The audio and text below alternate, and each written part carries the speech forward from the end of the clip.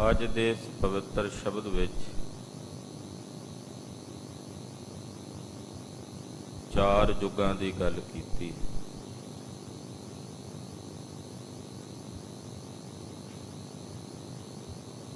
ਇਹਨਾਂ ਚਾਰ ਯੁੱਗਾਂ ਵਿੱਚ ਪਾਰ ਬ੍ਰਹਮ ਪਰਮੇਸ਼ਰ ਦੇ ਨਾਮ ਦੀ ਵਡਿਆਈ ਦਰਸਾਈ। ਯੁੱਗ ਭਾਵੇਂ ਸਤਯੁਗ ਸੀ, ਭਾਵੇਂ ਤ੍ਰੇਤਾ ਸੀ, ਭਾਵੇਂ ਦੁਆਪਰ ਹੈ, ਤੇ ਚਾਹੇ ਹੁਣ ਕਲਯੁਗ ਦਾ ਸਮਾਂ। ਵਡਿਆਈ ਇਹਨਾਂ ਚਾਰਾਂ ਯੁੱਗਾਂ ਵਿੱਚ ਪਰਮੇਸ਼ਰ ਦੇ ਨਾਮ ਦੀ ਰਹੀ।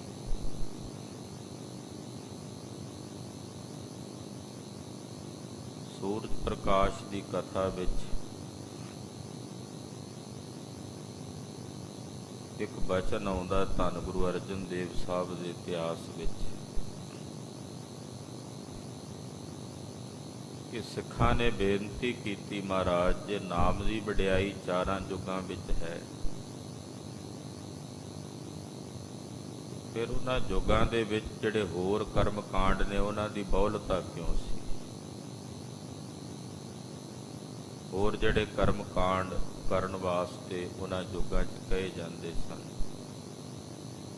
ਯੱਗ ਕਰਨੇ, ਪੂਜਾ ਅਰਚਨਾ ਕਰਨੀ, ਤਪ ਕਰਨਾ, ਦਾਨ ਕਰਨਾ।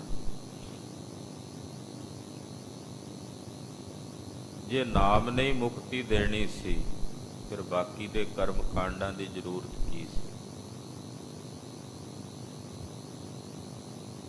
ਕਲਯੁਗ ਵਿੱਚ ਕੇਵਲ ਤੁਸੀਂ ਨਾਮ ਹੀ ਦੇ ਰਹੇ ਹੋ, ਸਭ ਨੂੰ ਨਾਮ ਜਪਣ ਦੀ ਹੀ ਪ੍ਰੇਰਨਾ, ਨਾਮ ਜਪਣ ਦਾ ਹੀ ਉਪਦੇਸ਼ ਦੇ ਰਹੇ ਹੋ।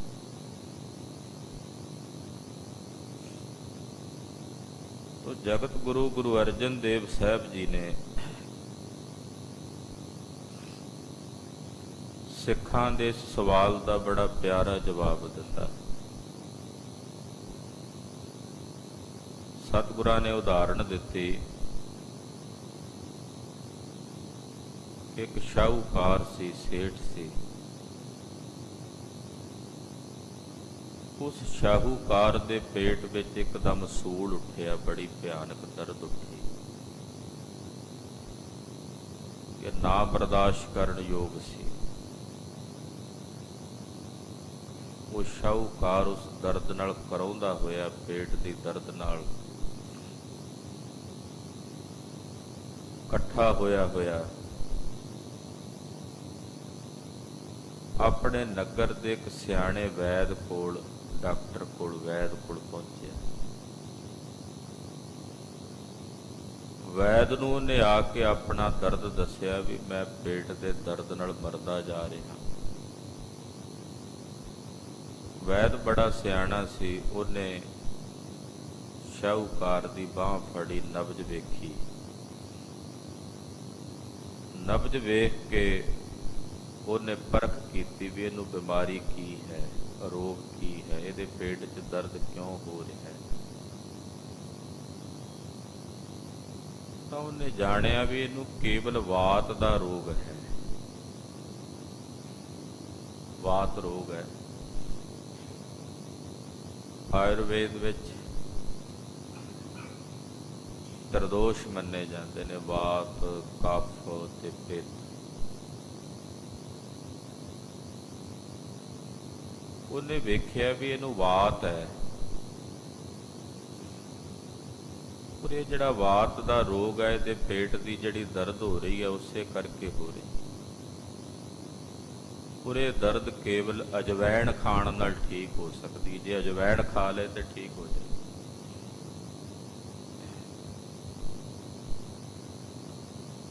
ਪਰ ਵੈਦ ਸਿਆਣਾ ਸੀ, ਉਹਨੇ ਆਖਿਆ ਵੀ ਸ਼ਾਹੂਕਾਰ ਹੈ, ਪੈਸੇ ਵਾਲਾ ਬੰਦਾ, ਜੇ ਇਹਨੂੰ ਕਿਹਾ ਨਾ ਸਿੱਧਾ ਵੀ ਅਜਵੈਣ ਜਾ ਕੇ ਖਾ ਲੈ, ਇਹਨੂੰ ਭਰੋਸਾ ਨਹੀਂ ਬਚਣਾ।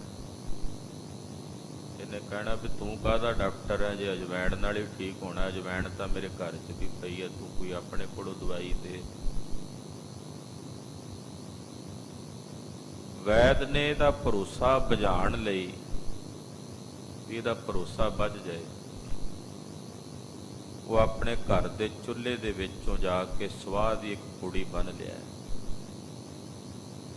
ਚੁੱਲ੍ਹੇ 'ਚੋਂ ਬਲੀ ਹੋਈ ਰਾਖ ਸਵਾਹ ਉਹਦੀ ਪੁੜੀ ਬੰਨੀ ਤੇ ਲਿਆ ਕੇ ਇਹਨੂੰ ਸ਼ਾਹੂਕਾਰ ਨੂੰ ਦਿੱਤੀ। ਆਖਿਆ ਇਹ ਬੜੀ ਵਧੀਆ ਦਵਾਈ ਹੈ,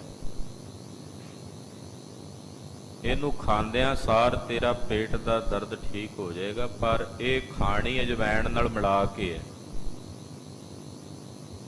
ਜੇ ਤੂੰ ਇਹ ਸਿੱਧੀ ਖਾਧੀ ਫਿਰ ਇਹਦਾ ਅਸਰ ਨਹੀਂ ਹੋਣਾ, ਅਜਵਾਇਣ ਨਾਲ ਖਾਣੀ ਹੈ ਤਾਂ ਦਰਦ ਠੀਕ ਹੋਣਾ। ਉਹ ਘਰ ਗਿਆ, ਜਾ ਕੇ ਉਹ ਸਵਾਹ ਦੀ ਪੁੜੀ 'ਚ ਥੋੜ੍ਹੀ ਜਿਹੀ ਸਵਾਹ, ਉਹਨੇ ਤਾਂ ਸਮਝਿਆ ਵੀ ਦਵਾਈ ਹੈ ਕੋਈ, ਪਰ ਹੈ ਤਾਂ ਉਹ ਸਵਾਹ ਹੀ ਸੀ। ਅਜਵਾਇਣ ਨਾਲ ਮਿਲਾ ਕੇ ਅਜਵਾਇਣ ਖਾਧੀ, ਪੇਟ ਦਰਦ ਠੀਕ ਹੋ ਗਿਆ। ਉਹਨੇ ਸੋਚਿਆ ਵੀ ਅਜਵਾਇਣ ਨੇ ਨਹੀਂ, ਉਹ ਜਿਹੜੀ ਵੈਦ ਨੇ ਦਵਾਈ ਦਿੱਤੀ ਹੈ ਦਰਦ ਉਹਦੇ ਨਾਲ ਠੀਕ ਹੋਈ। ਹਾਲਾਂਕਿ ਦਰਦ ਤਾਂ ਅਜਵਾਇਣ ਨਾਲ ਹੀ ਠੀਕ ਹੋ ਗਿਆ, ਉਹ ਤਾਂ ਸਵਾਹ ਦੀ ਪੁੜੀ ਸੀ। ਪਰ ਉਹਦਾ ਭਰੋਸਾ ਉਸ ਸਵਾਹ ਦੀ ਪੁੜੀ ਤੇ ਵੱਜ ਗਿਆ। ਕੁਝ ਸਮੇਂ ਬਾਅਦ ਇੱਕ ਵਿਚਾਰਾ ਗਰੀਬ ਕੰਗਲਾ, ਗਰੀਬੀ ਦਾ ਮਾਰਿਆ, ਉਹਦੇ ਵੀ ਪੇਟ ਵਿੱਚ ਬੜੀ ਦਰਦ, ਉਹ ਵੀ ਉਸੇ ਵੈਦ ਕੋਲ ਆ ਗਿਆ ਜਿਹਦੇ ਕੋਲ ਸ਼ਾਹੂਕਾਰ ਆਇਆ। ਉਸ ਵੈਦ ਨੂੰ ਆ ਕੇ ਉਹਨੇ ਬੇਨਤੀ ਕੀਤੀ ਵੀ ਮੇਰੇ ਪੇਟ 'ਚ ਬੜੀ ਭਿਆਨਕ ਦਰਦ ਹੈ। ਉਹਨੇ ਨਬਜ਼ ਵੇਖਿਆ ਵੀ ਇਹਨੂੰ ਵੀ ਉਹੀ ਰੋਗ ਹੈ ਜਿਹੜਾ ਸ਼ਾਹੂਕਾਰ ਨੂੰ ਸੀ, ਪਰ ਇਹ ਗਰੀਬ ਹੈ, ਇਹਨੇ ਉਸੇ ਵੇਲੇ ਮੰਨ ਲੈਣਾ ਜੋ ਕਹਿਣਾ। ਉਹਨੇ ਆਖਿਆ ਵੀ ਜਾ ਅਜਵਾਇਣ ਖਾ ਲੈ, ਠੀਕ ਹੋ ਜਾਏਗਾ। ਪਰ ਉਹ ਇੰਨਾ ਗਰੀਬ ਸੀ, ਉਹਨੇ ਆਖਿਆ ਵੀ ਮੇਰੇ ਕੋਲ ਤਾਂ ਅਜਵਾਇਣ ਲੈਣ ਜੋਗੇ ਵੀ ਪੈਸੇ ਕੋਈ। ਉਹ ਵੈਦ ਦਿਆਲੂ ਵੀ ਸੀ, ਉਹਨੇ ਆਪਣੀ ਜੇਬ 'ਚੋਂ ਕੁਝ ਪੈਸੇ ਦਿੱਤੇ ਵੀ ਲੈ ਇਹਦੀ ਜਾ ਕੇ ਅਜਵਾਇਣ ਖਰੀਦ ਕੇ ਖਾ ਲਈ। ਅਜਵਾਇਣ ਉਹਨੇ ਵੀ ਖਾਧੀ, ਉਹਦਾ ਵੀ ਦਰਦ ਠੀਕ ਹੋ ਗਿਆ। ਹੁਣ ਦਰਦ ਦੋਨਾਂ ਦੀ ਅਜਵਾਇਣ ਨੇ ਹੀ ਠੀਕ ਕੀਤੀ, ਪਰ ਇੱਕ ਦਾ ਭਰੋਸਾ ਸਵਾਹ ਦੀ ਪੁੜੀ ਤੇ ਵੱਜ ਗਿਆ, ਇੱਕ ਦਾ ਅਜਵਾਇਣ। ਮਹਾਰਾਜ ਜੀ ਕਹਿੰਦੇ ਸਤਿਯੁਗ ਤ੍ਰੇਤੇ ਤੇ ਦੁਆਪਰ ਵਿੱਚ ਲੋਕਾਂ ਦੀਆਂ ਉਮਰਾਂ ਬੜੀਆਂ ਵੱਡੀਆਂ ਸਨ। ਮੁਕਤੀ ਉਹਨਾਂ ਨੂੰ ਨਾਮ ਨਹੀਂ ਦੇਣੀ ਸੀ, ਪਰ ਉਹਨਾਂ ਦੀਆਂ ਉਮਰਾਂ ਵੱਡੀਆਂ ਹੋਣ ਕਰਕੇ ਉਹਨਾਂ ਦਾ ਭਰੋਸਾ ਨਾਮ ਤੇ ਵੱਜਣਾ ਨਹੀਂ ਸੀ। ਇਸ ਕਰਕੇ ਉਹਨਾਂ ਯੁੱਗਾਂ ਦੇ ਜਿਹੜੇ ਅਵਤਾਰ ਸਨ, ਉਹਨਾਂ ਨੇ ਸਵਾਹ ਦੀਆਂ ਪੁੜੀਆਂ ਨਾਲ ਦੇ ਦਿੱਤੀਆਂ ਵੀ ਤੁਸੀਂ ਯੱਗ ਕਰੋ, ਹਵਨ ਕਰੋ, ਪੂਜਾ ਕਰੋ, ਪਰ ਨਾਲ ਨਾਮ ਜ਼ਰੂਰ ਜਪੋ, ਅਜਵਾਇਣ ਜ਼ਰੂਰ ਖਾਣੀ ਹੈ ਨਾਲ, ਯਾਨੀ ਕਿ ਨਾਮ ਜ਼ਰੂਰ ਜਪਣਾ। ਮੁਕਤੀ ਨਾਮ ਨਹੀਂ ਕੀਤੀ, ਪਰ ਉਹਨਾਂ ਨੂੰ ਉਹਨਾਂ ਕਰਮ ਕਾਂਡਾਂ ਤੇ ਭਰੋਸਾ ਵੱਜ ਗਿਆ ਵੀ ਇਹ ਕਰਮ ਕਾਂਡਾਂ ਨੇ ਸਾਨੂੰ ਠੀਕ ਕੀਤਾ, ਮੁਕਤ ਕੀਤਾ। ਮੁਕਤੀ ਤਾਂ ਨਾਮ ਨੇ। ਕਲਯੁਗ ਵਿੱਚ ਗੁਰੂ ਨਾਨਕ ਸਾਹਿਬ ਨੇ ਵੇਖਿਆ ਕਿ ਜੀਵ ਕੰਗਲੇ ਨੇ, ਗਰੀਬ ਨੇ, ਉਮਰਾਂ ਥੋੜੀਆਂ ਨੇ, ਇਹਨਾਂ ਨੂੰ ਸਿੱਧਾ ਹੀ ਕਹਿ ਦਿੱਤਾ ਵੀ ਨਾਮ ਜਪੋ। ਪਰ ਇਹ ਇੰਨੇ ਗਰੀਬ ਕਹਿੰਦੇ ਜੀ ਸਾਡੇ ਕੋਲ ਤਾਂ ਨਾਮ ਵੀ ਕੋਈ ਨਹੀਂ, ਅਜਵਾਇਣ ਖਾਣ ਨੂੰ ਵੀ ਪੈਸਾ ਕੋਈ ਨਹੀਂ। ਤਾਂ ਗੁਰੂ ਨਾਨਕ ਪਾਤਸ਼ਾਹ ਨੇ ਆਪਣੇ ਖਜ਼ਾਨੇ 'ਚੋਂ ਨਾਮ ਦੀ ਦਾਤ ਇਹਨਾਂ ਨੂੰ ਦੇ ਕੇ ਆਖਿਆ ਇਹ ਨਾਮ ਅਰਾਧੋ ਤੇ ਮੁਕਤ ਹੋ ਜਾਓ। ਮੁਕਤੀ ਨਾਮ ਨਹੀਂ ਦਿੱਤੀ ਹੈ, ਚਾਰਾਂ ਯੁੱਗਾਂ ਵਿੱਚ ਨਾਮ ਦੀ ਹੀ ਵਡਿਆਈ ਹੈ। ਅੱਜ ਦਾ ਜਿਹੜਾ ਇਹ ਪਵਿੱਤਰ ਸ਼ਬਦ ਹੈ, ਇਹਦੇ ਵਿੱਚ ਗੁਰੂ ਅਮਰਦਾਸ ਸਾਹਿਬ ਜੀ ਨੇ ਚੌਂ ਯੁੱਗਾਂ ਵਿੱਚ ਨਾਮ ਦੀ ਮਹਿਮਾ ਨੂੰ ਹੀ ਦਰਸਾਇਆ। ਆਓ ਸਰਵਣ ਕਰਨ ਤੋਂ ਪਹਿਲਾਂ ਧੰਨ ਗੁਰੂ ਅਮਰਦਾਸ ਜੀ ਮਹਾਰਾਜ ਜੀ ਦੇ ਪਵਿੱਤਰ ਚਰਨਾਂ ਦਾ ਧਿਆਨ ਆਪਣੇ ਹਿਰਦਿਆਂ 'ਚ ਧਾਰਨ ਕਰਦੇ ਹੋਏ ਆਖੀਏ ਜੀ ਸਤਿਨਾਮ ਸ੍ਰੀ ਵਾਹਿਗੁਰੂ ਸਾਹਿਬ ਜੀ। ਸਤਿਨਾਮ ਸ੍ਰੀ ਵਾਹਿਗੁਰੂ ਸਾਹਿਬ ਜੀ। ਇੱਕ ਓੰਕਾਰ ਸਤਿਗੁਰ ਪ੍ਰਸਾਦ। ਰਾਮ ਕਲੀ ਮਹੱਲਾ ਤੀਜਾ ਘਰ ਪਹਿਲਾ। ਮੰਗਲਾ ਚਰਨ ਕੀਤਾ ਵਾਹਿਗੁਰੂ ਪਰਮੇਸ਼ਰ ਇੱਕ ਅਦੁੱਤੀ ਜਿਸ ਵਰਗਾ ਕੋਈ ਦੂਜਾ ਨਹੀਂ। ਓੰਕਾਰ ਜੋ ਸਭ ਵਿੱਚ ਵਿਆਪਕ ਔਰ ਸਰਬ ਦਾ ਪ੍ਰਕਾਸ਼ਕ ਹੈ, ਔਰ ਉਸ ਦੀ ਪ੍ਰਾਪਤੀ ਸਤਿਗੁਰਾਂ ਦੀ ਕਿਰਪਾ ਦੁਆਰਾ ਹੁੰਦੀ ਹੈ। ਰਾਮ ਕਲੀ ਰਾਗ ਹੈ। ਤੀਸਰੇ ਪਾਤਸ਼ਾਹ ਧੰਨ ਗੁਰੂ ਅਮਰਦਾਸ ਸਾਹਿਬ ਜੀ ਦਾ ਉਚਾਰਨ ਕੀਤਾ ਹੋਇਆ ਪਵਿੱਤਰ ਸ਼ਬਦ ਹੈ। ਪਹਿਲੇ ਘਰ ਸੁਰ ਤਾਲ ਵਿੱਚ ਇਸ ਪਵਿੱਤਰ ਸ਼ਬਦ ਨੂੰ ਗਾਉਣ ਦਾ ਹੁਕਮ ਹੈ। ਇਹ ਸਰਲੇਖ ਲਿਖ ਕੇ ਔਰ ਮੰਗਲਾਚਰਨ ਕਰਕੇ ਸਤਿਗੁਰੂ ਜੀ ਸ਼ਬਦ ਦੀ ਪ੍ਰਾਰੰਭਤਾ ਕਰਦੇ ਹਨ। ਸਤਿਯੁਗ ਸੱਚ ਕਹੈ ਸਭ ਕੋਈ। ਸਤਿਯੁਗ ਵਿੱਚ ਕੀ ਸੀ? ਕਿ ਸਤਿਯੁਗ ਵਿੱਚ ਜਿਹੜੇ ਬੰਦੇ ਸੀ ਉਹਨਾਂ ਦੇ ਚਾਰ ਚਾਰ ਹੱਥ ਸੀ, ਜਾਂ ਫਿਰ ਸਤਿਯੁਗ ਵਿੱਚ ਜਿਹੜੇ ਬੰਦੇ ਸੀ ਉਹਨਾਂ ਦੀਆਂ ਚਾਰ ਚਾਰ ਲੱਤਾਂ ਸਨ? ਬੰਦੇ ਤਾਂ ਉਦੋਂ ਵੀ ਇਹੋ ਜਿਹੇ ਸੀ, ਸਾਡੇ ਵਰਗੇ ਹੀ ਸਰੀਰ ਸੀ ਉਹਨਾਂ ਦੇ। ਜਾਂ ਜਿਹੜਾ ਆਕਾਸ਼ ਵਿੱਚ ਚਮਕਦਾ ਸੂਰਜ ਹੈ, ਚੰਦਰਮਾ ਹੈ, ਤਾਰੇ ਨੇ, ਇਹ ਸਤਿਯੁਗ ਵਿੱਚ ਹੋਰ ਸੀ ਤੇ ਹੁਣ ਕਲਯੁਗ 'ਚ ਹੋਰ ਨੇ। ਜਿਹੜਾ ਸੂਰਜ ਸਤਿਯੁਗ ਵਿੱਚ ਤਪਦਾ ਸੀ ਉਹੀ ਹੁਣ ਵੀ ਤਪ ਰਿਹਾ। ਜਿਹੜਾ ਚੰਦਰਮਾ ਸਤਿਯੁਗ 'ਚ ਪ੍ਰਕਾਸ਼ ਕਰਦਾ ਸੀ ਉਹ ਹੁਣ ਵੀ ਉਹੀ ਹੈ, ਬਦਲੇ ਨਹੀਂ ਹਨ। ਸੋਈ ਚੰਦ ਚੜ੍ਹੈ ਸੇ ਤਾਰੇ, ਸੇਈ ਦਿਨ ਯਰ ਤਪਤ ਰਹਿ। ਉਹੀ ਨੇ, ਬਦਲੇ ਤਾਂ ਨਹੀਂ। ਫਿਰ ਇਹੋ ਜਿਹਾ ਕੀ ਬਦਲਿਆ ਕਿ ਸਤਿਯੁਗ ਤੋਂ ਇੱਕਦਮ ਹੁਣ ਕਲਯੁਗ ਕਿਹਾ ਜਾਂਦਾ? ਤਾਂ ਸਤਿਗੁਰੂ ਜੀ ਫਰਕ ਦੱਸ ਰਹੇ ਨੇ। ਗੁਰੂ ਅਮਰਦਾਸ ਸਾਹਿਬ ਜੀ ਕਹਿੰਦੇ ਸਤਿਯੁਗ ਦੇ ਵਿੱਚ ਸੱਚ ਕਹੈ ਸਭ ਕੋਈ। ਸੱਚ ਦਾ ਜ਼ਿਆਦਾ ਬੋਲ ਬਾਲਾ ਸੀ। ਹਰ ਕੋਈ ਬੰਦਾ ਸੱਚ ਦਾ ਧਾਰਨੀ ਸੀ। ਸੱਚ ਬੋਲਦੇ ਸਨ ਲੋਕ, ਝੂਠ ਨਹੀਂ ਸੀ ਬੋਲਦੇ। ਝੂਠ ਬੋਲਦੇ ਹੋਣਗੇ ਪਰ ਕਿਤੇ ਲੇਸ਼ ਮਾਤਰ ਮਾੜਾ ਮੋਟਾ ਕਿਤੇ ਝੂਠ ਹੋਵੇ ਤਾਂ ਹੋਵੇ, ਬੋਲਤਾ ਸੱਚ ਦੀ ਸੀ। ਲੋਕ ਸੱਚ ਕਹਿੰਦੇ ਸਨ, ਸੱਚ ਬੋਲਦੇ ਸਨ। ਇਸੇ ਕਰਕੇ ਉਸ ਸਮੇਂ ਨੂੰ ਸਤਿਯੁਗ ਕਿਹਾ ਜਾਂਦਾ ਸੀ, ਕਿਉਂਕਿ ਸੱਤ ਦਾ ਯੁੱਗ ਸੀ, ਸੱਚ ਬੋਲਿਆ ਜਾਂਦਾ ਸੀ। ਤੇ ਕਲਯੁਗ ਦੇ ਵਿੱਚ ਕਲਯੁਗ ਰਥ ਅਗਨ ਕਾ ਕੂੜ ਅਗੈ ਰਥ ਬਾਹੋ। ਇਹਨੂੰ ਤਾਂ ਹੀ ਕਲਯੁਗ ਕਹਿੰਦੇ ਕਿਉਂਕਿ ਝੂਠ ਇਹਦੇ ਵਿੱਚ ਪ੍ਰਧਾਨ ਹੈ। ਸ਼ਰਮ ਧਰਮ ਦੋਇ ਛਪ ਖਲੋਏ, ਕੂੜ ਫਿਰੈ ਪ੍ਰਧਾਨ ਵੇਲਾਲੋ। ਕਾਜੀਆਂ ਬਾਹਮਣਾ ਕੀ ਗੱਲ ਥੱਕੀ, ਅਗਦ ਪੜੈ ਸ਼ੈਤਾਨ ਵੇਲਾਲੋ। ਹੁਣ ਝੂਠ ਦੀ ਬੋਲਤਾ ਹੈ, ਉਦੋਂ ਸੱਤ ਦੀ ਬੋਲਤਾ ਸੀ। ਇਸ ਕਰਕੇ ਉਸ ਸਮੇਂ ਨੂੰ ਸਤਿਯੁਗ ਕਿਹਾ ਜਾਂਦਾ। ਲੋਕ ਸੱਚ ਸੋਚਦੇ ਧਾਰਨੀ ਸਨ ਤੇ ਸਤਿਯੁਗ ਦਾ ਸਮਾਂ ਸੀ। ਜੇ ਕਲਯੁਗ ਦੇ ਵਿੱਚ ਵੀ ਲੋਕ ਉਸੇ ਸੱਚ ਸੋਚਦੇ ਧਾਰਨੀ ਹੋ ਜਾਣ ਤੇ ਕਲਯੁਗ ਵਿੱਚ ਵੀ ਸਤਿਯੁਗ ਵਰਤ ਜਾਏ, ਫਿਰ ਉੱਥੇ ਵੀ ਸਤਿਯੁਗ ਹੋ ਜਾਏ। ਲੋਕਾਂ ਦੀਆਂ ਬਿਰਤੀਆਂ ਬਦਲੀਆਂ, ਸੁਭਾਅ ਬਦਲੇ, ਖਿਆਲਾਤ ਬਦਲੇ, ਵਿਚਾਰਾਂ ਬਦਲੀਆਂ, ਉਦੋਂ ਯੁੱਗ ਬਦਲ ਗਿਆ।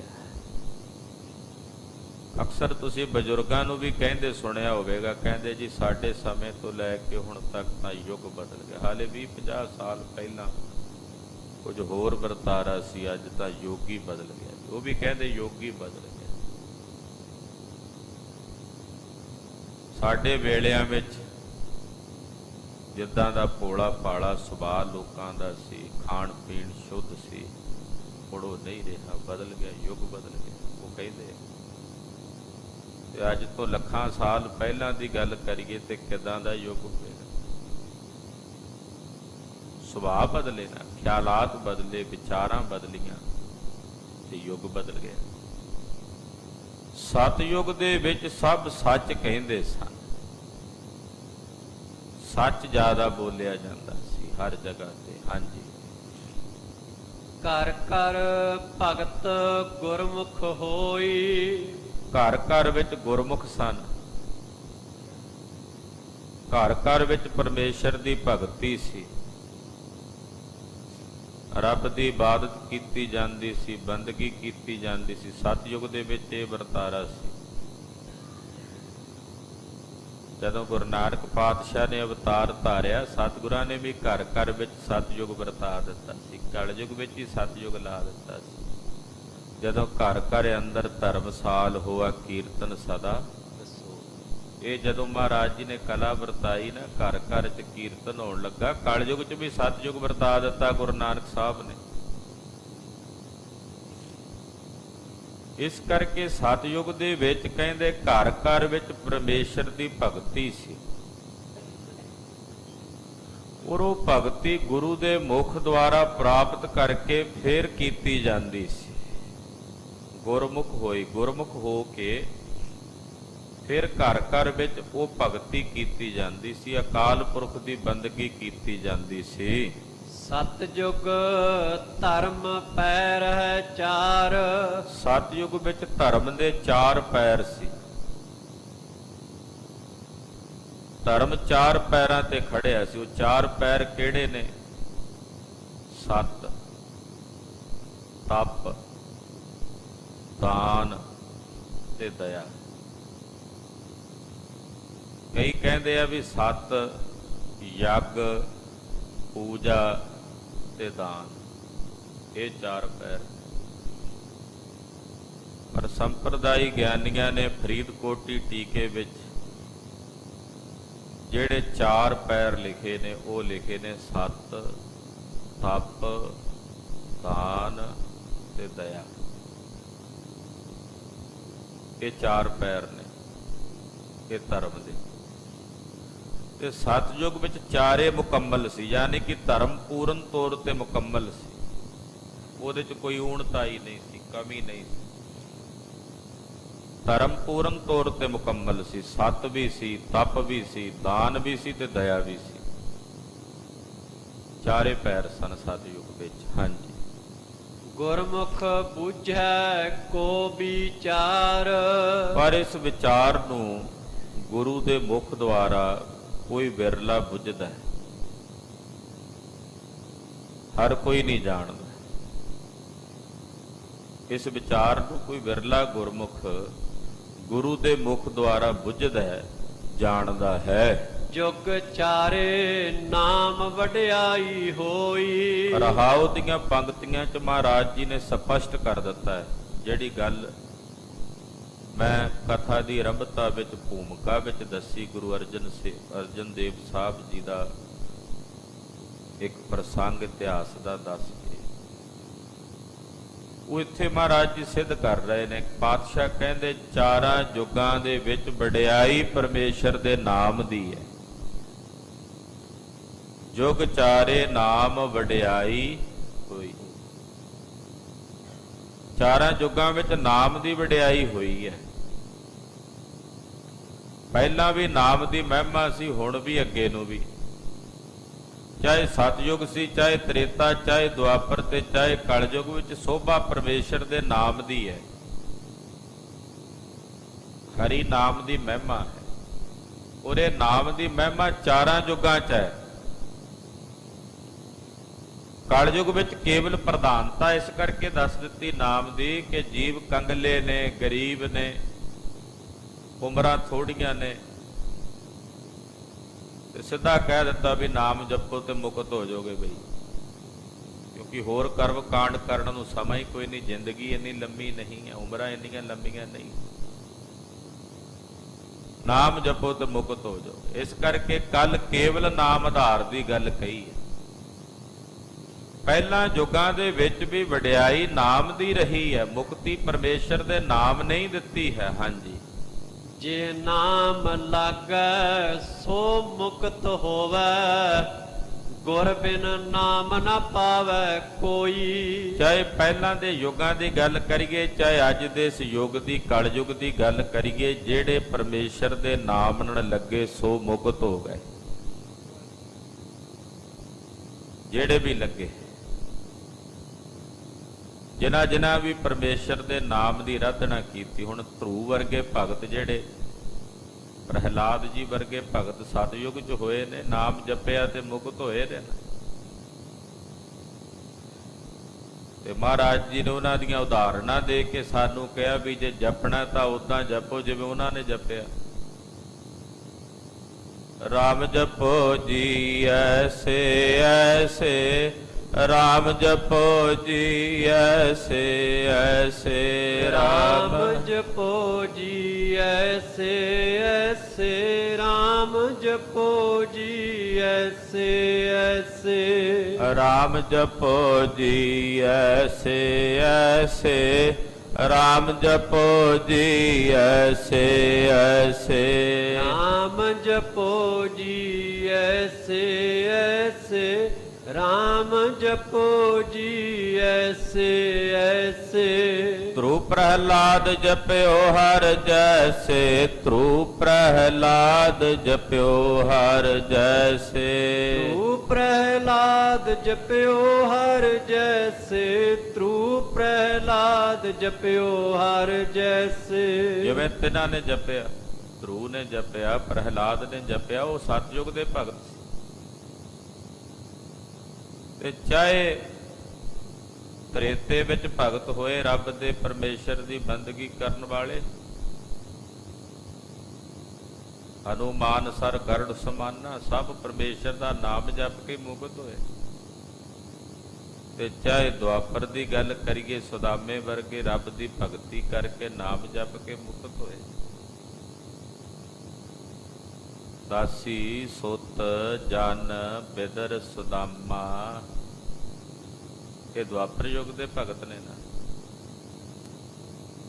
ਉਗਰ ਸੈਣ ਕੋ ਰਾਜ, ਇਹ ਸਭ ਦੁਆਪਰ ਦੇ ਭਗਤ, ਇਹ ਵੀ ਨਾਮ ਜਪ ਕੇ ਮੁਕਤ ਹੋਏ।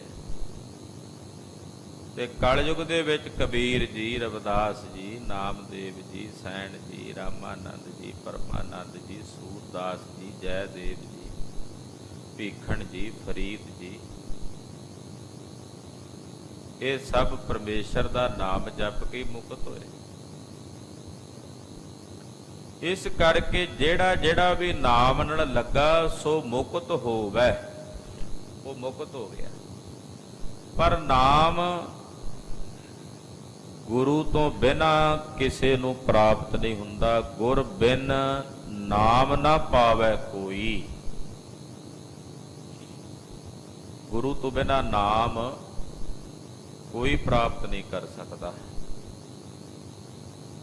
ਜਿਹੜੀ ਨਾਮ ਦੀ ਦਾਤ ਹੈ ਉਹ ਗੁਰੂ ਕੋਲੋਂ ਮਿਲਦੀ ਹੈ। ਸਤਿਗੁਰੂ ਜੀ ਤਰਸ ਕਰਕੇ, ਦਇਆ ਕਰਕੇ ਜਿਹਦੀ ਝੋਲੀ 'ਚ ਨਾਮ ਦੀ ਬਰਕਤ ਪਾ ਦੇਣ, ਉਸੇ ਨੂੰ ਨਾਮ ਦਾ ਖਜ਼ਾਨਾ ਪ੍ਰਾਪਤ ਹੁੰਦਾ ਹੈ। ਗੁਰੂ ਬਿਨਾ ਨਾਮ ਦੀ ਪ੍ਰਾਪਤੀ ਨਹੀਂ ਹੋਈ, ਨਾ ਪਹਿਲਾਂ, ਨਾ ਹੁਣ, ਨਾ ਅੱਗੇ। ਜੇ ਧਰੂ ਭਗਤੀ ਕਰਨ ਚੱਲਿਆ ਤੇ ਗੁਰੂ ਉਹਨਾਂ ਨੂੰ ਵੀ ਧਾਰਨ ਕਰਨਾ ਪਿਆ ਨਾ। ਰਾਹ 'ਚ ਨਾਰਦ ਮੁਨੀ ਜੀ ਮਿਲੇ। ਨਾਰਦ ਨੇ ਪੁੱਛਿਆ, ਪੁੱਤਰਾ ਕਿੱਧਰ ਚੱਲਿਆ? ਕਹਿੰਦੇ ਭਜਨ ਕਰਨ ਚੱਲਿਆ। ਕੀ ਭਜਨ ਕਰੇਗਾ? ਕਹਿੰਦਾ ਜੀ ਉਹ ਤਾਂ ਪਤਾ ਨਹੀਂ। ਉਹਨੇ ਫਿਰ ਨਾਮ ਦਿੱਤਾ ਧਰੂ ਨੇ। ਭਾਈ ਗੁਰਦਾਸ ਜੀ ਨੇ ਲਿਖਿਆ ਨਾ ਵੀ ਨਾਰਦ ਨੇ ਨਾਮ ਦਿੱਤਾ ਧਰੂ ਜੀ ਨੂੰ। ਨਾਰਦ ਮੁਨੀ ਉਪਦੇਸਿਆ ਨਾਮ ਨਿਦਾਨ, ਅੰਮ੍ਰਿਉ ਰਸ ਪੀਤਾ। ਉਹ ਨਾਮ ਦਾ ਫਿਰ ਨਿਧਾਨ ਜਿਹੜਾ ਅੰਮ੍ਰਿਤ ਰਸ ਸੀ ਉਹ ਜਾਣ ਗੁਰੂ ਨੇ ਦਿੱਤਾ ਨਾ ਨਾਮ। ਗੁਰੂ ਤੋਂ ਬਿਨਾਂ ਤਾਂ ਨਹੀਂ ਨਾ ਮਿਲਿਆ। ਸਾਨੂੰ ਵੀ ਜਿਹੜਾ ਅੰਮ੍ਰਿਤ ਨਾਮ ਹੈ ਉਹ ਪੰਜਾਂ ਪਿਆਰਿਆਂ ਨੇ ਬਖਸ਼ਣਾ। ਪੰਜ ਪਿਆਰਿਆਂ ਦੇ ਕੋਲ ਹੈ ਇਹ ਦਾਤ। ਕਲਗੀਧਰ ਨੇ ਦਾਤ ਪੰਜ ਪਿਆਰਿਆਂ ਨੂੰ ਦੇ ਦਿੱਤੀ। ਜਦੋਂ ਚਮਕੌਰ ਦੀ ਗੜੀ ਵਿੱਚ ਮੇਰੇ ਪਾਤਸ਼ਾਹ ਨੇ ਪੰਜਾਂ ਨੂੰ ਗੁਰਤਾ ਦਿੱਤੀ ਨਾ, ਤੇ ਆਖਿਆ ਹੁਣ ਇਹ ਪੰਜ ਹੀ ਤੁਹਾਨੂੰ ਨਾਮ ਦੀ ਦਾਤ ਦੇਣਗੇ। ਜਦੋਂ ਆਪ ਉਹਨਾਂ ਅੱਗੇ ਖੰਡੇ ਦੀ ਪਹੁਲ ਛਕਣ ਵਾਸਤੇ ਹੱਥ ਜੋੜ ਕੇ ਕਹਿੰਦੇ ਮੈਨੂੰ ਵੀ ਪਹੁਲ ਛਕਾਓ, ਉਦੋਂ ਉਹਨਾਂ ਪੰਜਾਂ ਨੂੰ ਮਹਾਨਤਾ ਦੇ ਦਿੱਤੀ, ਪ੍ਰਵਾਨਤਾ ਦੇ ਦਿੱਤੀ ਵੀ ਅੱਜ ਤੋਂ ਬਾਅਦ ਇਹ ਪੰਜ ਤੁਹਾਨੂੰ ਨਾਮ ਦੀ ਦਾਤ ਦੇ ਸਕਦੇ ਆ। ਗੁਰੂ ਤੋਂ ਬਿਨਾਂ ਨਾਮ ਦੀ ਪ੍ਰਾਪਤੀ ਮਹਾਰਾਜ ਗੁਰੂ ਅਮਰਦਾਸ ਸਾਹਿਬ ਕਹਿੰਦੇ ਕੋਈ ਪ੍ਰਾਪਤ ਨਹੀਂ। ਗੁਰ ਬਿਨ ਨਾਮ ਨਾ ਪਾ। ਔਰ ਗੁਰੂ ਅਮਰਦਾਸ ਸਾਹਿਬ ਤੋਂ ਵੱਧ ਸਹੀ ਢੰਗ ਨਾਲ ਇਹ ਗੱਲ ਹੋਰ ਕੌਣ ਕਹਿ ਸਕਦਾ? 72 ਸਾਲ ਦੀ ਉਮਰ ਤੱਕ ਗੁਰੂ ਹੀ ਨਹੀਂ ਸੀ ਮਿਲਿਆ। ਉਹ ਜਾਣਦੇ ਨੇ, ਉਹਨਾਂ ਦੇ ਆਪਣੇ ਜੀਵਨ ਦਾ ਇਹ ਪ੍ਰੈਕਟੀਕਲ ਹੈ ਵੀ ਗੁਰੂ ਬਿਨਾ ਨਾਮ ਨਹੀਂ ਮਿਲਦਾ। ਜਦੋਂ ਗੁਰੂ ਅੰਗਦ ਸਾਹਿਬ ਦੀ ਸ਼ਰਨ ਚ ਆਏ ਫਿਰ ਨਾਮ ਦੀ ਦਾਤ ਪ੍ਰਾਪਤ ਹੋਈ। ਹਰੇ ਹਰੇ ਗੰਗਾ ਤਾਂ ਬੜੇ ਪਹਿਲਾਂ ਕਈ ਸਾਲ ਕਰਦੇ ਰਹੇ, ਰੋਜ਼ ਗੰਗਾ ਦੀ ਯਾਤਰਾ ਨੂੰ ਹਰ 6 ਮਹੀਨਿਆਂ ਬਾਅਦ ਜਾਣਾ, ਪਰ ਨਾਮ ਦੀ ਦਾਤ ਜਿਹੜੀ ਆ ਉਹ ਗੁਰੂ ਅੰਗਦ ਦੇਵ ਸਾਹਿਬ ਕੋਲੋਂ ਪ੍ਰਾਪਤ ਹੋਈ। ਇਸ ਕਰਕੇ ਕਹਿ ਰਹੇ ਨੇ ਗੁਰੂ ਤੋਂ ਬਿਨਾ ਨਾਮ ਕੋਈ ਪ੍ਰਾਪਤ ਨਹੀਂ ਕਰ ਸਕਦਾ। ਰਹਾਉ ਰਹਾਉ ਦਾ ਮਤਲਬ ਹੈ ਵੀ ਵਿਸ਼ਰਾਮ ਦੇ ਕੇ, ਟਿਕਾ ਦੇ ਕੇ, ਇੱਥੋਂ ਤੱਕ ਵਿਚਾਰ ਕੇ ਫਿਰ ਅੱਗੇ ਚੱਲੋ।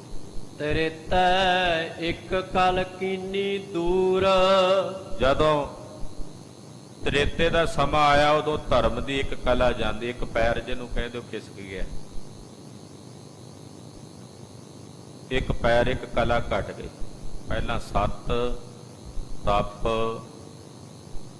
ਦਾਨ ਤੇ ਦਇਆ 4 ਪੈਰ ਸੀ, ਤ੍ਰੇਤੇ ਵਿੱਚੋਂ 7 ਖਿਸਕ ਗਿਆ, ਇੱਕ ਕਲਾ ਦੂਰ ਹੋ ਗਈ। ਧਰਮ 3 ਪੈਰਾਂ ਦੇ ਉੱਤੇ ਰਹਿ ਗਿਆ, ਯਾਨੀ ਕਿ ਧਰਮ ਸੰਪੂਰਨ ਨਾ ਰਿਹਾ। ਧਰਮ ਦੀ ਇੱਕ ਕਲਾ ਜਿਹੜੀ ਸੀ ਉਹ ਸਤਯੁਗ ਤੋਂ ਤ੍ਰੇਤੇ ਤੱਕ ਆਉਂਦਿਆਂ ਘਟ ਗਈ। ਪਾਖੰਡ ਵਰਤਿਆ ਹਰ ਜਾਣਨ ਦੂਰ। ਹੁਣ ਚਾਰੇ ਪਾਸੇ ਪਖੰਡੀ ਪਖੰਡ ਵਰਤ ਗਿਆ, ਪਖੰਡ ਹੋਣ ਲੱਗਾ, ਕਿਉਂਕਿ ਸੱਤ ਖਤਮ ਹੋ ਗਿਆ ਨਾ। ਲੋਕ ਝੂਠ ਦੇ ਜ਼ਿਆਦਾ ਧਾਰਨੀ ਹੋ, ਜਿੱਥੇ ਝੂਠ ਆਵੇਗਾ ਉੱਥੇ ਪਖੰਡ ਆਵੇਗਾ, ਉੱਥੇ ਝੂਠ ਆਵੇਗਾ ਹੀ ਆਵੇਗਾ। ਪਖੰਡ ਦਾ ਬੋਲਬਾਲਾ ਹੋਣ ਲੱਗ ਪਿਆ, ਲੋਕ ਧਰਮੀ ਹੋਣ ਦਾ ਪਖੰਡ ਕਰਨ ਲੱਗ। ਸਤਯੁਗ ਵਿੱਚ ਤਾਂ ਬਿਲਕੁਲ ਜੋ ਧਰਮੀ ਜਿਹੋ ਜਿਹੇ ਸੀ ਉਦਾਂ ਦੇ ਸੀ, ਜੋ ਅੰਦਰੋਂ ਬਾਹਰੋਂ ਇੱਕੋ ਜਿਹੇ ਸੀ। ਤ੍ਰੇਤੇ ਦੇ ਵਿੱਚ ਹੁਣ ਅੰਦਰੋਂ ਹੋਰ ਤੇ ਬਾਹਰੋਂ ਹੋਰ ਹੋਣ ਲੱਗ ਪਏ ਲੋਕ। ਪਖੰਡ ਇਸੇ ਨੂੰ ਕਹਿੰਦੇ ਨੇ ਨਾ ਵੀ ਅੰਦਰੋਂ ਹੋਰ ਹੋਵੇ ਬਾਹਰੋਂ ਹੋਰ ਹੋਵੇ, ਉਹਨੂੰ ਪਖੰਡ ਕਹਿੰਦੇ। ਜਾਂ ਇਸ ਤਰ੍ਹਾਂ ਕਹਿ ਲਈਏ ਵੀ ਵਿਖਾਵੇ ਮਾਤਰ, ਲੋਕਾਂ ਨੂੰ ਵਿਖਾਉਣ ਲਈ ਧਰਮੀ ਹੋਣਾ। ਆਖੇ ਜੀ ਬਾਬਾ ਜੀ ਤਾਂ ਪ੍ਰਸ਼ਾਦਾ ਨਹੀਂ ਛਕਦੇ, ਅੰਨ ਨਹੀਂ ਛਕਦੇ। ਉਦਾਂ ਵੇਖੋ ਤੇ ਬਾਬੇ ਦਾ 1.5 ਕੁਆਂਟਲ ਵਜਨ ਹੋਣਾ, ਪਰ ਬਾਬਾ ਜੀ ਤਾਂ ਰੋਟੀ ਨਹੀਂ ਖਾਂਦੇ ਜੀ, ਭੋਜਨ ਨਹੀਂ। ਪਰ 1.5 ਕੁਆਂਟਲ ਵਜਨ ਕਿਵੇਂ ਹੋ ਗਿਆ? ਉੱਥੇ ਅਰਥਾਪਤੀ ਪ੍ਰਮਾਣ ਲੱਗਦਾ ਵੀ ਜੇ ਦਿਨੇ ਨਹੀਂ ਖਾਂਦਾ ਲੋਕਾਂ ਦੇ ਸਾਹਮਣੇ ਤੇ ਰਾਤ ਨੂੰ ਛਿਪ ਕੇ ਖਾਂਦਾ ਹੋਣਾ, ਲੁਕ ਕੇ ਖਾਂਦਾ ਹੋਣਾ। ਮੁਖ ਤੇ ਬਖਤਾ ਦੁੱਧਾ ਧਾਰੀ, ਗੁਪਤੀ ਖਾਵੈ ਵਟਕਾ ਸਾਰੀ। ਇਹ ਪਖੰਡ ਤ੍ਰੇਤੇ ਵਿੱਚ ਹੀ ਚੱਲ ਪਿਆ ਸੀ। ਹੁਣ ਤਾਂ ਚਲੋ ਸਿਰੇ ਚੜ ਕੇ ਬੋਲਦਾ ਅੱਜ ਕੱਲ ਕਲਯੁਗ ਦੇ ਸਮੇਂ 'ਚ, ਪਰ ਇਹ ਚੱਲ ਤ੍ਰੇਤੇ ਵਿੱਚ ਹੀ ਪਿਆ ਸੀ ਇਹ ਜਿਹੜਾ ਪਖੰਡ। ਆਖੇ ਜੀ ਬਾਬਾ ਜੀ ਤਾਂ ਸਾਰਾ ਦਿਨ ਭੌਰੇ 'ਚ ਹੀ ਰਹਿੰਦੇ, ਬਾਹਰ ਨਿਕਲਦੇ ਹੀ ਨਹੀਂ। ਹਾਂ, ਕੋਈ ਰੱਬ ਦਾ ਭਜਨ ਕਰਦਾ ਹੋਵੇ ਬੈਠਾ ਗੁਪਤ, ਉਹਨੂੰ ਨਮਸਕਾਰ ਹੈ। ਜਿਹੜਾ ਵਾਕਈ ਅੰਦਰ ਰਹਿ ਕੇ ਭਜਨ ਕਰਦਾ ਹੋਵੇ ਕਿ ਮੈਂ ਦੁਨੀਆਦਾਰੀ ਤੋਂ ਕੀ ਲੈਣਾ, ਮੈਂ ਆਪਣਾ ਆਪ ਸੰਭਾਲਣਾ, ਮੈਂ ਲੋਕਾਂ ਤੋਂ ਕੀ ਲੈਣਾ। ਪਰ ਜੇ ਕੋਈ ਵਿਖਾਵੇ ਵਾਲਾ ਹੋਵੇ ਪਖੰਡੀ, ਤੇ ਨਿਕਲਦੇ ਹੀ ਨਹੀਂ ਜੀ ਬਾਹਰ। ਅੰਦਰ ਭਾਵੇਂ ਬਾਬੇ ਨੇ 42 ਇੰਚ ਦੀ LCD ਲਾਈ ਹੋਵੇ,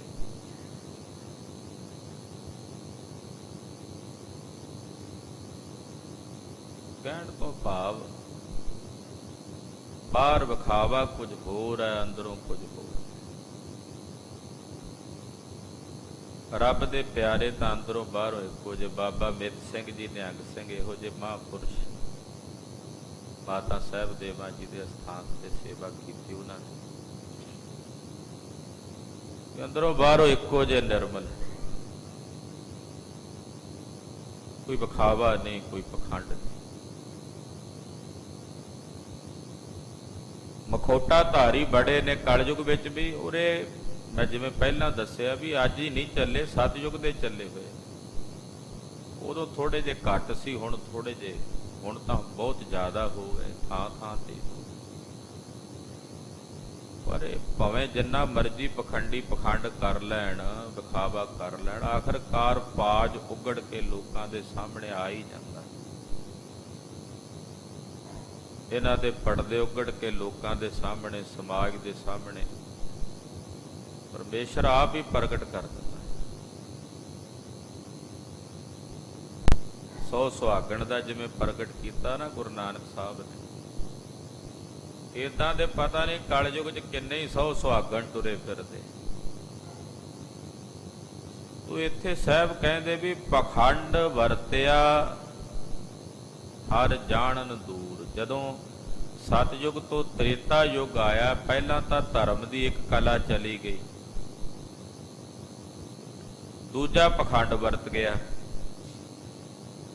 ਤੀਜਾ ਜਿਹੜੇ ਲੋਕ ਸਨ ਉਹ ਰੱਬ ਨੂੰ ਦੂਰ ਜਾਣਨ ਲੱਗ ਪਏ ਵੀ ਰੱਬ ਤਾਂ ਬੜੀ ਦੂਰ ਹੈ ਜੀ, ਪਰਮੇਸ਼ਰ ਤਾਂ ਬੜੀ ਦੂਰ ਹੈ ਜੀ।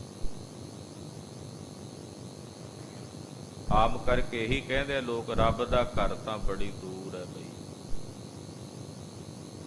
ਸ਼ਰਾਬ ਦਾ ਠੇਕਾ ਭਾਵੇਂ 20 ਕਿਲੋਮੀਟਰ ਤੇ ਹੋਵੇ, ਇਹਨੂੰ ਨੇੜੇ ਲੱਗਦਾ। ਗੁਰਦੁਆਰੇ ਦੀ ਘਰ ਦੀ ਕੰਧ ਨਾਲ ਕੰਧ ਲੱਗਦੀ, ਫਿਰ ਵੀ ਕਹਿੰਦਾ ਜੀ ਬੜਾ ਦੂਰ ਹੈ।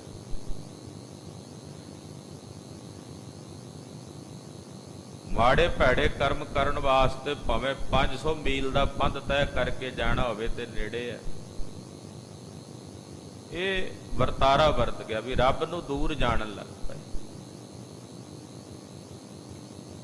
ਇੱਕ ਇੱਕ ਪਿੰਡ ਦੇ ਵਿੱਚ 3-3 ਗੁਰਦੁਆਰੇ ਬਣਾ ਦਿੱਤੇ ਗਏ। ਉਹ ਇਸ ਨੀਅਤ ਨਾਲ ਬਣਾ ਦਿੱਤੇ ਗਏ ਕਿ ਜੀ ਉਹ ਪੁਰਾਣੇ ਮੁਹੱਲੇ ਦੇ ਵਿੱਚ ਗੁਰਦੁਆਰਾ ਥੋੜਾ ਸਾਨੂੰ ਦੂਰ ਪੈ ਜਾਂਦਾ ਸੀ ਤੇ ਅਸੀਂ ਤਾਂ ਬਣਾ ਲਿਆ ਇੱਥੇ ਨੇੜੇ। ਕਿੰਨੀ ਕੁ ਦੂਰ ਸੀ? 500 ਕਿਲੋਮੀਟਰ ਆਇਆ ਸੀ ਜਾਂ 1000 ਸੀ? 10 ਕਿੱਲੇ 20 ਕਿੱਲੇ ਦੀ ਵਾਟ ਨਹੀਂ ਹੁੰਦੀ। ਫਿਰ ਉੱਥੇ ਜਦੋਂ ਆਪਣੀ ਚੌਧਰਤਾ ਚਲਾਣੀ ਹੁੰਦੀ ਹੈ, ਆਪਣੀ ਇੱਕ ਨਗਰ ਹੈ ਤਾਂ ਇੱਕੋ ਗੁਰੂ ਘਰ ਹੋਵੇ ਜਿੱਥੇ ਸਾਰਿਆਂ ਦੀ ਏਕਤਾ ਬਣੀ ਰਹੇ। ਇਹ ਵਿਚਾਰ ਹੋਣੀ ਚਾਹੀਦੀ। ਜਾਤੀਵਾਦ ਦੇ ਨਾਂ ਤੇ ਗੁਰਦੁਆਰੇ ਨਹੀਂ ਹੋਣੇ ਚਾਹੀਦੇ ਪਿੰਡਾਂ, ਨਗਰਾਂ, ਸ਼ਹਿਰਾਂ ਵਿੱਚ ਵੀ। ਇਹ ਰਵਿਦਾਸੀਆਂ ਦਾ ਗੁਰਦੁਆਰਾ ਹੈ, ਇਹ ਲਬਾਣਿਆਂ ਦਾ ਹੈ, ਇਹ ਭਾਪਿਆਂ ਦਾ ਗੁਰਦੁਆਰਾ ਹੈ, ਇਹ ਫਲਾਣਿਆਂ ਦਾ ਹੈ। ਤੇ ਜਿਹੜਾ ਗੁਰੂ ਦਾ ਫਿਰ ਉਹ ਕਿਹੜਾ ਭਾਈ? ਗੁਰੂ ਦਾ ਇੱਕੋ ਹੀ ਬਣਾ ਲਓ।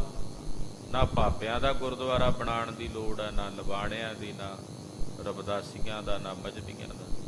ਗੁਰੂ ਦਾ ਬਣਾ ਲਓ, ਉੱਥੇ ਸਾਰੇ ਹੀ ਸਮਾ ਜਾਣਗੇ। ਇਹ ਵਿਚਾਰ ਹੋਣੀ ਚਾਹੀਦੀ। ਅਸੀਂ ਆਪਣੀ ਸਹੂਲਤ ਵੇਖਦੇ ਹਾਂ ਵੀ ਗੁਰੂ ਸਾਹਿਬ ਨੂੰ ਆਪਣੇ ਕੋਲ ਹੀ ਲੈ ਆਈਏ, ਨੇੜੇ ਜੇ ਗੁਰਦੁਆਰਾ ਹੋਵੇ। ਜਾਣਾ ਭਾਵੇਂ ਵਿਸਾਖੀ ਵਾਲੇ ਦਿਨ ਹੀ ਹੋਵੇ, ਸਾਲ ਤੋਂ ਬਾਅਦ ਮੱਥਾ ਟੇਕਣ, ਪਰ ਹੋਵੇ ਘਰ ਦੇ ਨਾਲ। ਜੇ ਕੋਈ 5-20 ਕਦਮ ਪੁੱਟ ਕੇ 1.5 ਕਿਲੋਮੀਟਰ ਟੁਰ ਕੇ ਆਉਣਾ ਵੀ ਪੈ ਜੇ ਗੁਰੂ ਘਰ, ਤਾਂ ਕੀ ਹੈ ਭਾਈ? ਘੱਟੋ ਘੱਟ ਸੰਗਤ ਤਾਂ ਨਾ ਵੰਡੀ ਜਾਵੇ, ਸੰਗਤ ਦੀ ਏਕਤਾ ਦਾ ਵਿਭਾਜਨ ਤੇ ਨਾ ਹੋਵੇ। ਹੁਣ ਗੁਰੂ ਘਰ ਕਿੰਨੇ ਬਣ ਗਏ। ਉੱਥੇ ਜਦੋਂ ਸੰਗਤ ਵੇਖੀ ਦੀ ਹੈ ਸਵੇਰ ਦੇ ਸਮੇਂ, ਭਾਈ ਜੀ ਇਕੱਲਾ ਹੀ ਪ੍ਰਕਾਸ਼ ਕਰਦਾ, ਇੱਕ ਹੱਥ 'ਚ ਉਹਨੇ ਚੌਰ ਸਾਹਿਬ ਫੜਿਆ। ਤੇ ਜਿਹੜੇ ਉਹਨਾਂ ਗੁਰਦੁਆਰਿਆਂ ਨੂੰ ਚਲਾਉਣ ਵਾਲੇ ਪ੍ਰਬੰਧਕ ਵੀਰ ਨੇ, ਉਹ ਸੰਕਰਾਂਤ ਵਾਲੇ ਦਿਨ ਜਦੋਂ ਗੋਲਕ ਖੋਲਣੀ ਆ ਉਦੋਂ ਆਉਂਦੇ।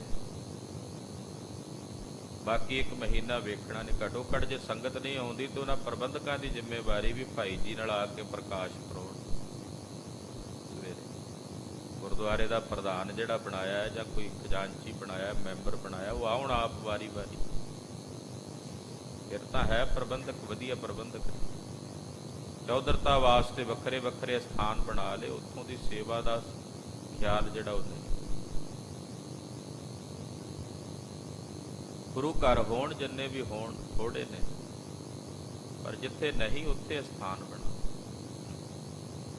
ਜਿੱਥੇ ਪਹਿਲਾਂ ਹੀ ਮੌਜੂਦ ਹਨ ਉੱਥੇ ਕਰੋੜਾਂ ਰੁਪਈਆ ਹੋਰ ਲਾ ਦੇਣਾ ਕਿੱਥੋਂ? ਉੱਥੇ ਤੁਸੀਂ ਹਸਪਤਾਲ ਬਣਾ ਸਕਦੇ ਹੋ ਵੀ ਵਧੀਆ ਕਿਸੇ ਵਾਸਤੇ। ਜੇ ਨੇੜੇ ਗੁਰੂ ਘਰ ਹੈ ਤਾਂ ਉਹਦੇ 'ਚ ਨੇੜੇ ਹੋਰ ਗੁਰੂ ਘਰ ਬਣਾਉਣ ਦੀ ਬਜਾਏ ਉੱਥੇ ਕੋਈ ਸਮਾਜ ਸੇਵੀ ਕੰਮ ਕਰ, ਸਰਾਂ ਬਣਾ ਸਕਦੇ ਹੋ, ਕਿਸੇ ਦੇ ਆਉਣ ਜਾਣ ਦੇ ਰਹਿਣ ਦਾ ਪ੍ਰਬੰਧ ਕਰ ਸਕਦੇ, ਲੰਗਰ ਚਲਾ ਸਕਦੇ, ਹੋਰ ਥੋੜੇ ਕਾਰਜ। ਇੱਕ ਨਗਰ ਵਿੱਚ ਇੱਕੋ ਗੁਰੂ ਘਰ ਹੋਣਾ। ਜੇ ਨਗਰ ਬਹੁਤ ਜ਼ਿਆਦਾ ਵੱਡਾ ਹੈ, ਵੀ ਇੱਕ ਗੁਰੂ ਘਰ ਵਿੱਚ ਨਹੀਂ ਸਮੇਮਦੀ ਸਾਰੀ ਸੰਗਤ, ਫਿਰ ਭਾਵੇਂ ਦੋ ਦੀ ਆਪਸ਼ਨ ਹੋ ਸਕਦੀ ਹੈ, ਪਰ ਇੱਕ ਗੁਰੂ ਘਰ ਹੋਵੇ ਤਾਂ ਜੋ ਸਾਰੇ ਨਗਰ ਦੀ ਏਕਤਾ ਬਣੀ। ਕਰਤਾਰਪੁਰ ਸਾਹਿਬ 'ਚ ਮਹਾਰਾਜ ਜੀ ਨੇ ਇੱਕੋ ਹੀ ਗੁਰੂ ਘਰ ਬਣਾਇਆ।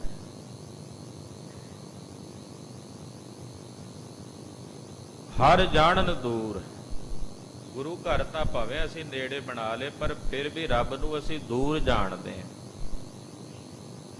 ਜਦੋਂ ਕੋਈ ਮਾੜਾ ਭੈੜਾ ਕਰਮ ਕਰਨਾ ਹੋਵੇ, ਉਦੋਂ ਇਹ ਥੋੜੀ ਸੋਚਦੇ ਆ ਵੀ ਰੱਬ ਕੋਲ ਖਲੋ ਕੇ ਵੇਖਦਾ, ਉਦੋਂ ਤਾਂ ਇਹੀ ਸੋਚੀਦਾ ਵੀ ਬੜੀ ਦੂਰ ਆ ਰੱਬ।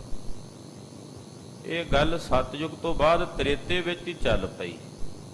ਹਾਂਜੀ, ਗੁਰਮੁਖ ਬੁਝੈ ਸੋਝੀ ਹੋਈ। ਇਹ ਗੱਲ ਕੋਈ ਬਿਰਲਾ ਗੁਰਮੁਖ ਬੁੱਝਦਾ ਹੈ, ਜਿਹਦੇ ਅੰਦਰ ਸੋਝੀ ਜਾਗਦੀ ਗੁਰੂ ਦੀ ਕਿਰਪਾ ਨਾਲ। ਅੰਤਰ ਨਾਮ ਵਸੈ ਸੁਖ ਹੋਈ।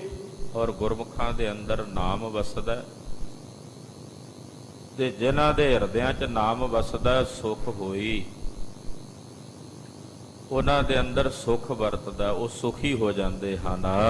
ਦੁਆਪਰ ਦੂਜੈ ਦੁਬਦਾ ਹੋਏ। ਤ੍ਰੇਤਾ ਬੀਤ ਗਿਆ, ਦੁਆਪਰ ਆ ਗਿਆ। ਹੁਣ ਦੁਆਪਰ 'ਚ ਲੋਕਾਂ 'ਚ ਦੁਬਦਾ ਪੈਦਾ ਹੋ ਗਈ, ਦੂਜਾ ਭਾਵ ਪੈਦਾ ਹੋ ਗਿਆ, ਲੋਕ ਦੁਬਦਾ ਵਿੱਚ ਜ਼ਿਆਦਾ ਚਲੇ ਗਏ। ਇਹ ਕੰਮ ਕਰੀਏ ਕਿ ਨਾ ਕਰੀਏ, ਦੁਆਪਰ ਵਿੱਚ ਦੁਬਦਾ ਜਿਹੜੀ ਸੀ ਉਹ ਜ਼ਿਆਦਾ ਵੱਧ ਗਈ। ਭਰਮ ਭੁਲਾਨੇ ਜਾਣ ਹੈ ਦੋਏ। ਭਰਮ 'ਚ ਭੁੱਲੇ ਹੋਏ ਲੋਕ ਦੋ ਜਾਣਨ ਲੱਗ ਪਏ ਵੀ ਇੱਕ ਰੱਬ ਹੈ, ਇੱਕ ਰੱਬ ਤੋਂ ਦੂਜਾ ਰੱਬ ਹੈ, ਇਹ ਤੀਜਾ ਰੱਬ ਹੈ, ਚੌਥਾ ਰੱਬ ਹੈ। ਕਈ ਰੱਬ ਬਣਾ ਲਏ ਲੋਕਾਂ ਨੇ ਦੁਆਪਰ ਵਿੱਚ।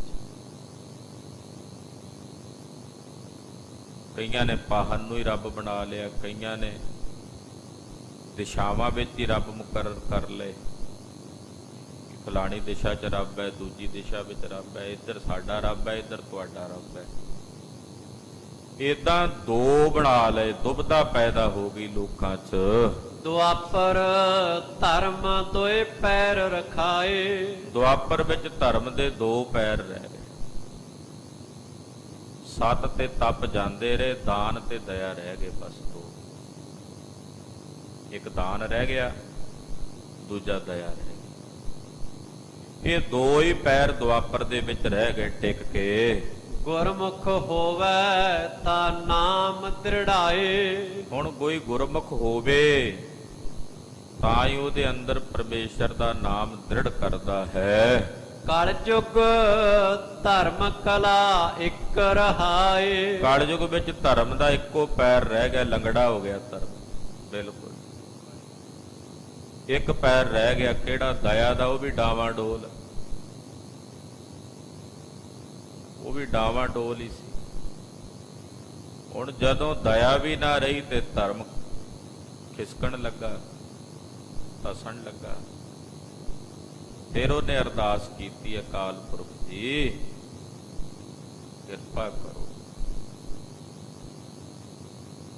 ਫਿਰ ਗੁਰੂ ਨਾਨਕ ਸਾਹਿਬ ਜੀ ਨੇ ਮਾਤ ਲੋਕ ਦੀ ਧਰਤੀ ਤੇ ਅਵਤਾਰ ਧਾਰਿਆ ਤੇ ਧਰਮ ਦੇ ਅੰਦਰ ਦਇਆ ਨਾਲ ਜੀਵਾਂ ਅੰਦਰ ਪੈਦਾ ਆਖਿਆ, ਧੌਲ ਧਰਮ ਦਇਆ ਕਾ ਭੂਤ, ਸੰਤੋਖ ਥਾਪ ਰੱਖਿਆ ਜਿਨ ਸੂਤ।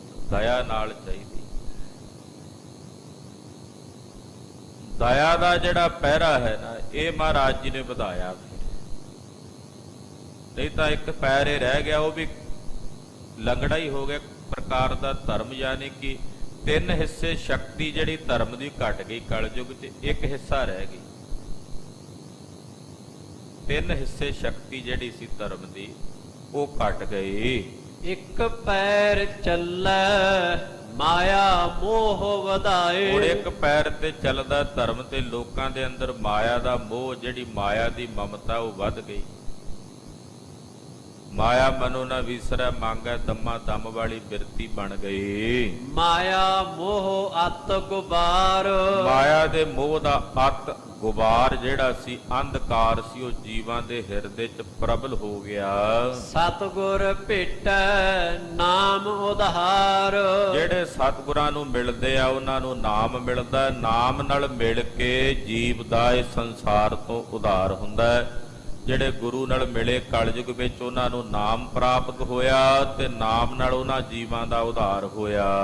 ਸਭ ਜੁਗ ਮਹਿ ਸਾਚਾ ਏਕੋ ਸੋਈ, ਸਾਰਿਆਂ ਯੁੱਗਾਂ ਵਿੱਚ ਸੱਚਾ ਇੱਕ ਪ੍ਰਮਾਤਮਾ ਸੋਈ ਸੋਭਨੀਕ ਹੈ। ਸਭ ਮਹਿ ਸੱਚ ਦੂਜਾ ਨਹੀਂ ਕੋਈ, ਸਭ ਵਿੱਚ ਉਹੀ ਸੱਚ ਹੀ ਵਰਤ ਰਿਹਾ, ਕੋਈ ਦੂਜਾ ਹੈ ਹੀ ਨਹੀਂ।